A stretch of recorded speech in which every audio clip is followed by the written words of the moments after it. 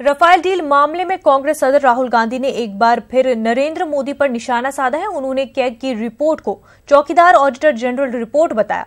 राहुल ने रिपोर्ट को रद्दी करार दिया। ये पूरा कवर अप करने की कोशिश कर रहे हैं।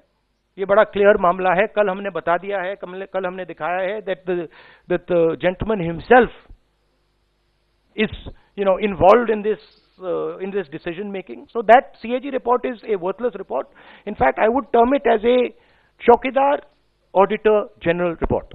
That's how I would term it. It is Narendra Modi's report written for the Chaukidar, on behalf of the Chaukidar, for the Chaukidar, by the Chaukidar. So I wouldn't call it the Compton Auditor General, I call it the Chaukidar Auditor General report. मैंने उनसे बोला, मैंने प्रधानमंत्री से बोला है, आप मेरे ऊपर जितना इन्वेस्टिगेशन करना है करो। आप हर ऑपोजिशन लीडर पे, हर आदमी पे, ऑपोजिशन के आदमी पर, हर आदमी पे आप जितना इंक्वायरी करनी है आप करो, कोई प्रॉब्लम नहीं। हमने कुछ किया नहीं, कोई इशू नहीं है, करो जितना करना है। मगर आप राफेल मामले पे भी तो कर दो। आप किसकी रक्षा कर रहे हैं? अगर आप राफेल मामले में इन्वॉल्व नहीं है तो करा दो इन्वेस्टिगेशन, जेपीसी बैठा दो, क्यों घबराएं आप?